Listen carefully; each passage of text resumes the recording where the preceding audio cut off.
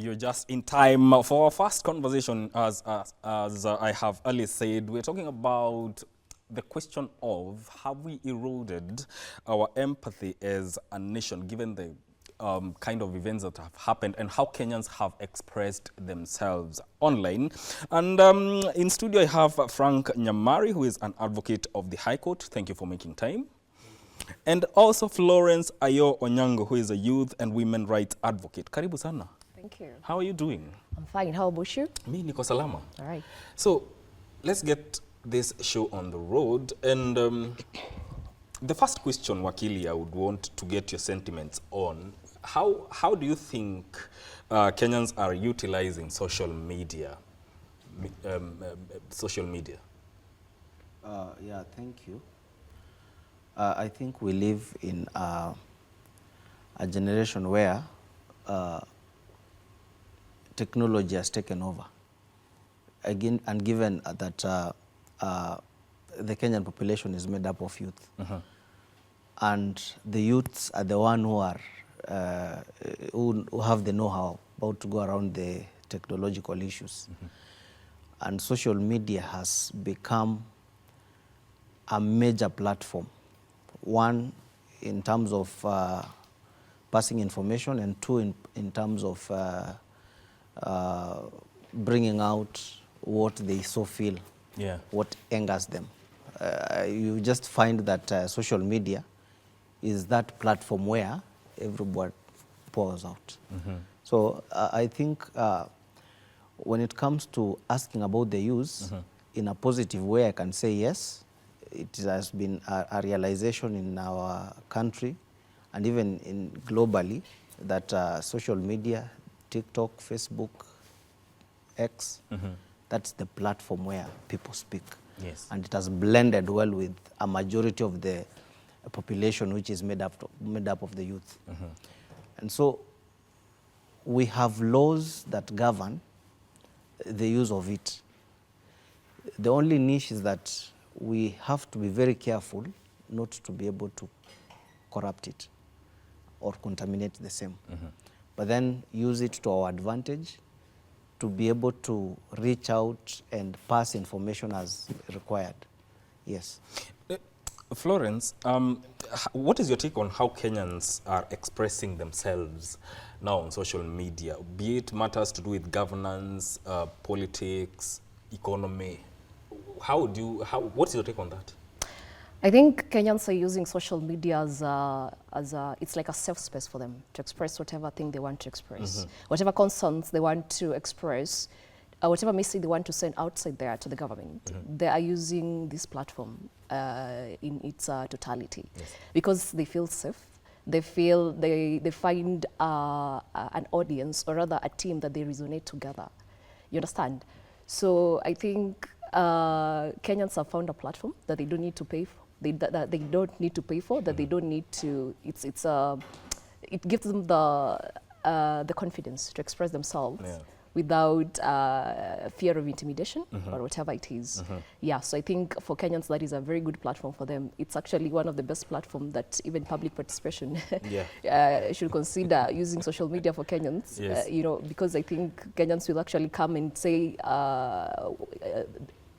the exact thing the way it is supposed to be said. You understand? Now, coming now to the issue of how Kenyans express themselves, especially now with the demise of Kasipul MP, you look at some comments and you wonder if something is bordering on the extreme in terms of how Kenyans express themselves. Have we become brazen behind the keyboard, Wakili? It's unfortunate.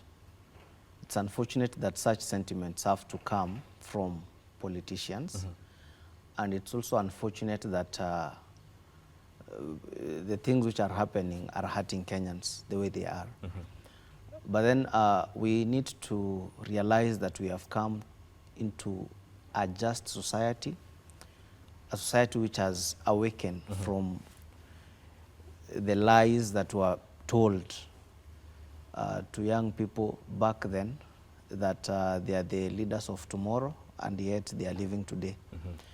And we also be able to, we should be also be able to look at the rot that has been brought forth by the so-called politicians. Because as I keep on saying, this world is a cycle. It goes all round. A few months ago, we had politicians who were arrogant. We had politicians who had turned a blind ear. They could not listen to what their constituents would be telling them. And we ended up with the events of last year. The Gen Z went on the streets and lives were lost. We even had a member of parliament who came and said that people die and it's normal. So there is no that feeling that something bad is happening in society. But then the society has just awoken. It is just a just society, a society that is bold enough, a society that is, it does not fear to speak truth to power, a society that has realized that it is high time that things change, a society that calls things the way they are. And looking at it from that perspective, there's no rot. It is just people who have become bold enough to speak the truth, to say what they want, to express themselves. And I think going forward, it is high time that people look at themselves in the eye. But then again, Florence, given such events, can we say that it's a case of misplaced anger? You know, we talk about things to do with people demanding better governance, better leadership, better economy.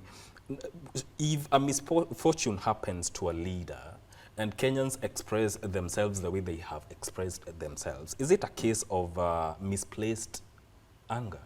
You know, I would actually want to ask you, where should we direct this anger to? Because this anger has been directed to people we call our leaders, who are leaders in this country. The leaders that we actually have confidence in, that are going to fix things for us. We have elected them, we have mandated them with the role of fixing this nation and coming up with ideas that can drive this nation to where we want it to be driven to. So when we realize that the systems are not working in this country, when we realize that things are not, you know, every system is not working in this country. Yeah. And we know that the people who are responsible for it are these leaders. I think that is the right place. You understand? That is the right place to direct our anger to, because we don't have any other place to direct our anger to. It's like holding them accountable. That is another form of holding them account, telling them we know, we see what you're doing, and we're not impressed, we're not laughing with you. You understand? So it's a nation that is hurting, and the people who are hurting the most are young people. You see young people living, cannot even afford a meal. Young people are hungry, not because they didn't go to school, not because, you know, they're graduates with masters and PhDs, they can't afford meals. And then you see politicians, you see leaders you elected to represent you in the house, living in luxury, using your money. You know, how do you want them to react? It is the anger. So in a way, are they mirroring what the leaders are doing? Is it a case of, I want to get back to you? Well, I can't say it's a case of I want to get back to you. Like I said, it's just that they're now, because, okay, we have seen these cases have been happening before. Yeah. And just like Wakili said, that young Kenyans, not even young people alone, they're awakening. So they're actually now ready to express themselves. They have confidence in themselves, and now they're trying to, how can I say it, release it. It's a way of expressing themselves that, you understand, we have been seeing this and you've been keeping quiet. So you do me like this, also, it's about retaliation. An eye for an eye.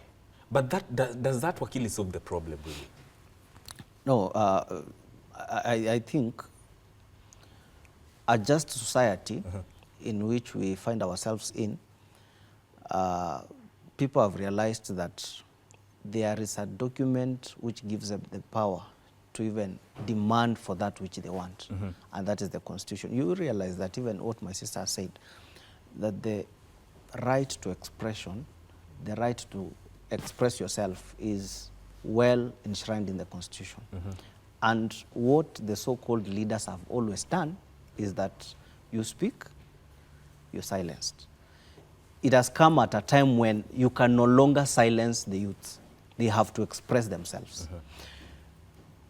When you talk about a misplacement of that anger, you see, I don't believe whether you're a father, but if you don't guide your family well, your children will be crying to you. And that is basically what is happening in our country. That we have leaders who have lost even that moral sting in them. They just pass laws for the sake of passing, to please the gods who are sitting on the throne. And that is wrong. I mean, leaders have lost the sense, the touch with the society around them. They look like they are actually living on a different planet, away from this country. But does that justify the fact that Kenyans or the populace can celebrate at their misfortune? Because you look at it this way, these are also people at the family institution. Whatever happens to the leader or anyone within their circle touches on their families. So in the midst, how does the aspect of having empathy even for that family play out? It's not a question of empathy. It's a question of doing what is right. Because if they do what is right, even those who are not in leadership will have empathy. Everybody, I believe the residents of Kasipul loved Kasipul. In fact, he just came on the limelight the other day.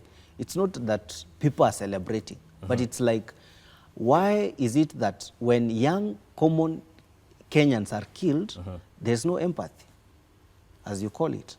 But when one of them is taken out, even the manner in which the investigations are done is chap, chap, chap. Why is that? And you see, if we had a country whereby any life matters, including your life, my life, people are not known. People are nowhere in this leadership, where it matters.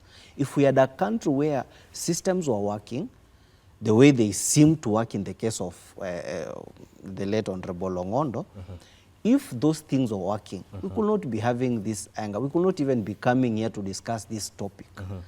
Because we are looking at leaders who have lost a sense of touch with the constituents totally. That is why you will have a minority whip who will come on record and say that whether you like it or not, we will pass this law. So what is even the question? What is even the place of public participation? It's a question that we need to ask ourselves as a country. And it's unfortunate that up to now we don't have clear direct guidelines on the question of public participation. What happens to the views once they have been given? Is it just an exercise to satisfy the law-making process, or the views of Kenyans, the common people, me and you, are going to be taken into account and a good law is going to be passed? That is what we are talking about. It's no longer a question of empathy. It's a question of us being able to address our issues, us having our structures working, us having transparency in everything that we do, and us taking care of each other. Yes. Flora, are Kenyans feeling like they have been disenfranchised from matters to do with social justice, politics, good governance, such that to the extent that now anything that happens, it's normal for them? They're not feeling. It is actually, it is the case. It is what is evident. You understand?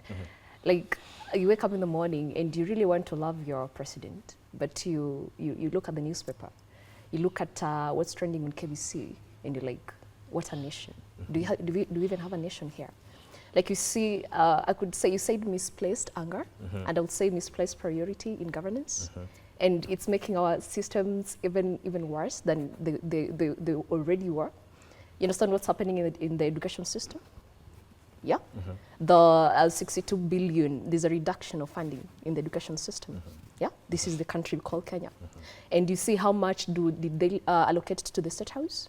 So it's education going down while state house curtains are being raised up. You understand? You understand what's happening at Kenyatta Hospital? There's been a reduction in funding. You understand? I mean, this country, everything is just not working. And then when young people come out and say, this is not working, we are raising our concerns, we are silenced. You understand? So there is absolutely nothing working in this country. So what you're calling upon the government is actually, because they don't listen. Like he's saying, we attend this public participation. Recently I was saying, oh, young people don't attend this public participation. They don't do this, they're not active in this. But when we get involved, we raise our concerns. What happens? They implement what they want to implement. You understand? You look at the ministries, yeah? It's about rewarding politicians who campaigned for so and so. You understand? You look at there's a CS who was trending recently on Twitter.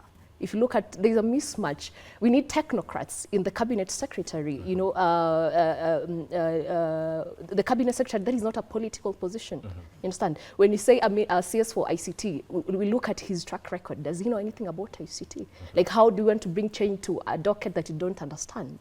You understand? So this is not politics. You know, in Kenya, leaders, we need leaders to a certain percentage, and then when it comes to now working, you know, building this economy, we need people who are qualified for it. They are there. Kenyans are learned. Kenya is one of the most educated countries in Africa. So you can't tell me because there are no options. Yeah, it's just because the system is, I don't know. Will we ever have a time when the governing class and the populace have a common ground on matters to do with what you have talked about? Finding common ground between the populace and the governing class? It will take time. It will take time because it's hard to love the system that oppresses you. You understand? And then just to add on the issue of Kenyans not empathizing with the leadership or the political class, it's just because there's a disconnect. I show empathy to you because you're my dad. I show empathy to you because you're connected within a certain way. But here there's no, I mean, there's a disconnect. Yes. And this disconnect will only come when things are working in the country. And what do I mean when I say things are working in the country? When there is free education. Because Kenya, we are capable of doing that. We are paying taxes. It is a working economy. When leaders are, there's a match with the leaders who have been appointed or rather given those dockets for CS. When youth voices are taken into, you know, when youth express themselves, they're taken seriously.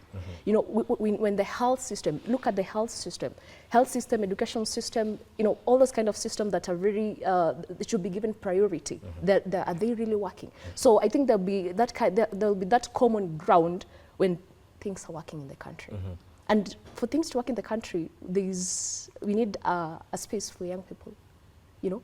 Because as young people, the future is no longer for the young people. The young people should lead right now. You understand? So when I think it should be 50-50. I normally tell young people, we are not saying that we don't want the old people. Sorry for lack of a better term. Yeah, they're old. We respect them. Yes. They're very experienced. We're not saying go away. We don't need you. We are saying let it be at least 50-50.